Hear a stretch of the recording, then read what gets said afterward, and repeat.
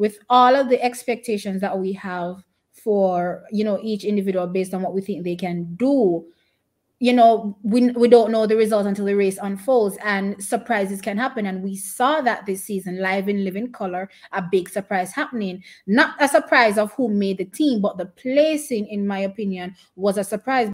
Hey Trackies, welcome back to TXC Chat Time for yet another video. And today we are tackling the phenomenal twins, the twin turbos, Tina Clayton and Tia Clayton. Of course, we all know, right, Tom? For some time now, they have gone pro. We haven't had a chance to talk about what this means for, you know, women's sprinting in Jamaica. It's already epic, but it's going to become even more so for this 2023 season. So we want to know, or we want to talk about, you know, what do we think Tina and Tia has in store for us in 2023. So let me start with you, Tom. Okay, so before we even get into them, I just want to put things into context, and I just want to jump straight into what we're looking at. Okay. We're looking at the World Championships next year, 2023. So the conversation really is, are the twins or one of the twins or both of them going to be ready for the World Championships next year? Now, of course, there are a number of things. So like if we want to separate them, let's take Tina first and walk through where she is now. Now, what I'm seeing from Tina this season, every season, but especially this season, is a level of extreme consistency, especially in the 100 meters. Remember now, and then maybe it is just a matter of her coming, you know, full circle as far as it relates to getting better in that event. Because as you remember, she started her original career was the 200 meters. Better at the 200, right? That was her specialty, and Tia was on the 100 meters. And then in later years, we saw both of them competing over both events, with Tia preferring the 100 meters. Tina. So now, as it relates to Tina Clayton and the 100 meters, so she's Jamaica's national junior record holder with that 10.95 that she ran in Cali, Colombia at the World Junior Championships. And of course, you know, she also shares in the 4x1 world record along with Karika, Tia, and Serena Cole. So Tina, for me, at the moment, is definitely poised to do something special. And it depends on a lot of things. For one, I listened to an interview from Coach Francis a month or so after they went pro, and you know he mentioned a 2 to 3 year time horizon. And even if Stephen Francis didn't say anything, it is clear to anyone who follows track and field that there is work to be done. So the power is there, the speed is there, but there is a lot to be done as it relates to improving technique. So I would say, let's put it this way, because they're juniors, this is how I put it, even though you can see the potential of what could be possible in the future, I don't want to quote unquote say the power is there, because it's not there yet, because obviously that potential is not tapped into yet, right? But I would agree with you with Tina this season, because you know this has been Tina every season, but this season particularly, I just saw a maturity and a confidence in her and her ability to come out and run, take each round by round, know what is required in each round, and then deliver on that as well. I did see, you know, efforts from a coaching standpoint to also improve her technique, because we know the twins to be more forward running over like so, and I've seen her more upright. It's, you know, it's not perfect because obviously these things take time, but I love the fact that I'm seeing these changes and the improvement in her technique. And, you know, and I would say that for me, and I'm going to put up a shot of 2021 versus 2022 to see how different it is in terms of how forward she was then versus now. But for me, that's a drastic change, made her go much faster, as we can see. So my thing is, Stephen will now be focusing, like you said, in these 2 to 3 years, focusing on correcting these things and getting her faster. Right. So, but getting back to the argument of power, I want to say that a few years ago, any athlete that ran in the 10 9s, especially at that age, you're talking about age 17, would have Yeah. been a world class athlete. We know Yeah. the likes of Shelley and Fraser Price. No, but world championships have been won in those times. Yes, among a few have really brought down the standards. So Mhm. now we're looking at 10 sevens best case scenario for somebody even trying to medal. That's where they have Mhm. to be. But Okay. that said, that 10 9 5 and 10 9 6 that she ran still tells me that she has the power. So then it again, it comes down to Stephen Francis and correcting form. You know, sometimes I believe that if something is not broken, don't necessarily fix it. Tweak it, but I wouldn't recommend like a whole scale fixing of her form that will set her back 2 3 years.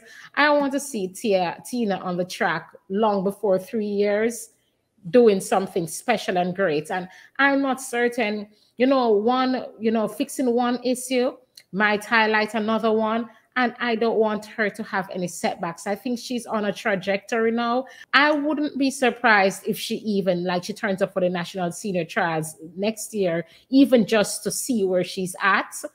Maybe just to compete, maybe not necessarily to qualify, but just to compete to see where she's at. So I am looking Well, out this to is what I see. would say. This is what I would say in relation to that. Um, Based on what I've seen over the years with athletes, I don't think I've really ever seen, this drastic overhaul in an athlete's technique. It's something that happens incrementally. So they'll take it step by step. So I'm not expecting to see something wayward come next year that she looks like a complete, let's say, for instance, okay, let's use Sharika as an example.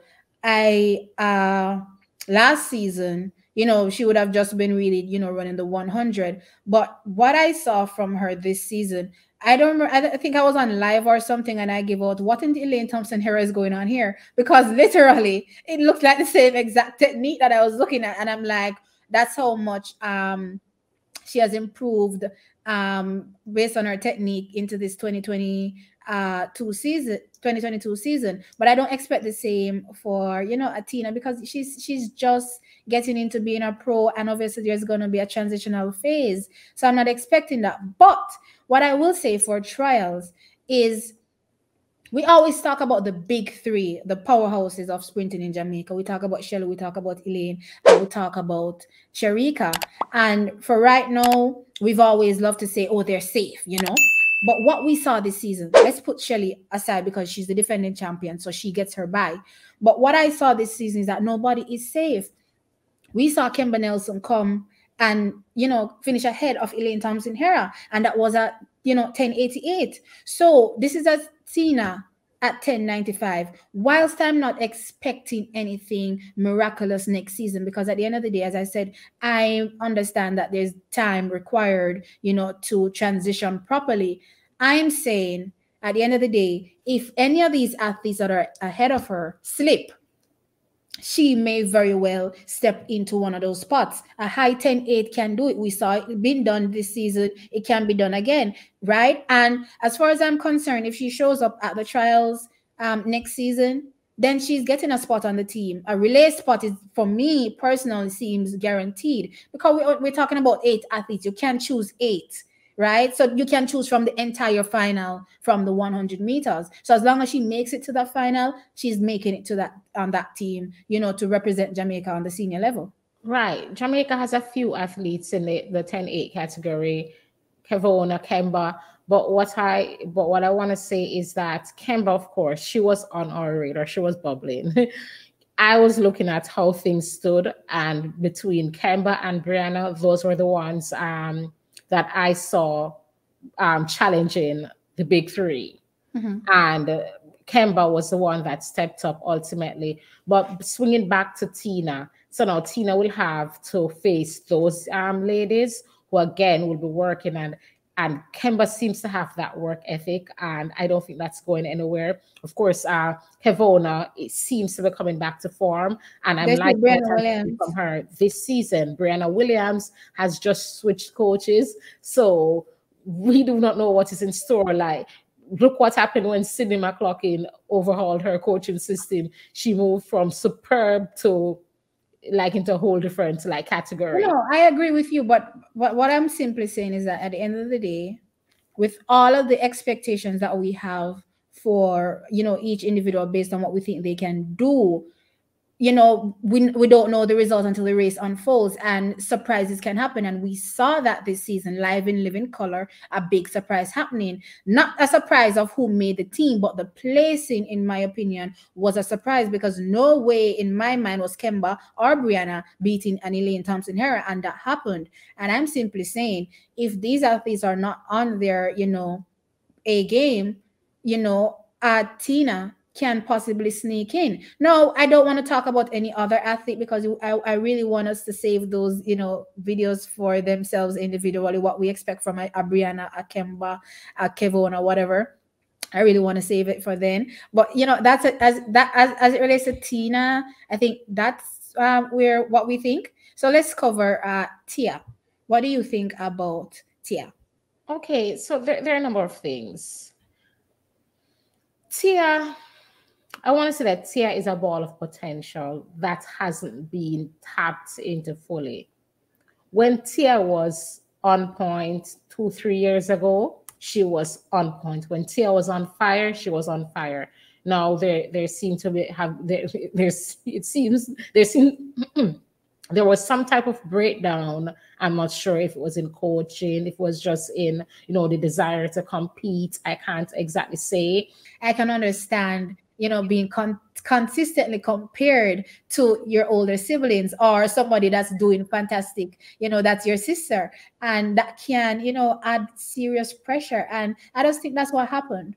Right. And it's for Tia, we saw her like her trajectory kind of plateau somewhere around the point when Tina entered the 100 meters and actually defeated her at that chance maybe 3 years or so ago. And from that, Tia kind of plateaued. But it seems like she has come out of that, and now the fire has returned. She has now remembered herself, remembered who she is, and remembered, What that she she loves wants. track and Yeah. field. She signed her contract. She's also at the MVP camp training, and her personal best 11:25, I believe it is. I think Tia has a lot more to give. Again, let us pause for a moment and think about how she performs on anchor every time she runs on the junior team. This is no longer the junior For the leagues. ladies, it's kind of hard to separate and say one person is doing better than the next, because Serene, it's like they're all so dangerous on their independent legs, and it is really hard. But tears come to my eyes every single time I see Tia motoring down that home stretch, like her life depends on it, and she doesn't have to run that fast because they're winning No, already. You know no, what I what I mean? love is They're winning. her focus at just running that race. I don't care what's going on. I'm not looking at the clock. I'm just gonna go, go, go, go, go as fast as my legs can take me. And then after the race is finished, I look to see what's going on. So yeah, Right. I agree with you. So exactly. So if Tia can convert some of that passion from the running that anchor leg on the relays to her individual race, Tia is a faster athlete than 11:25, No, I do She just agree. needs to convert and get it and get her individual race together. So I'm expecting, I can't say when, because again, Tina for now is ahead of her as it Yeah. relates to just where she's at mentally and physically. So especially mentally. So I'll have to see like going forward the next few months, maybe a year or two, to see exactly to see where Tia is at and to see what's in store for her. But I also expect to see great things from Tia. All right. I'm gonna give Tia actually, talking about the trials and what I expect if a Tina shows up. If a Tia shows up, which I, fully expect her to show up as well, I definitely think it's going to be a bit tougher for her if we're going to compare her to all the ladies that are currently available and running, right? However, what I will do, because I understand that she's now coming back from the space that she was in, that also needs time for recovery. I'm just going to give her more time than I give Tina, and I'm just going to give her 2 years. I'm not trying to say that Tina is quote unquote better, even though her time reflects that. But when there's a pause or a break for whatever reason, we need to give these athletes time to come back. And I'm giving her that time to explode. I definitely expect an explosion. I don't expect it next year, but I'm really, really looking forward to it, to see, maybe she can come out and even surprise us and, make That's it what I in want to the say. final. Don't be. That's what I want to say. Don't be surprised if she surprises us, because again, think she does so well on the relays. All she now needs to do is convert that to her individual race, and Okay. it's good. All right, guys, you heard that. So that's what we think about Tina and Tia.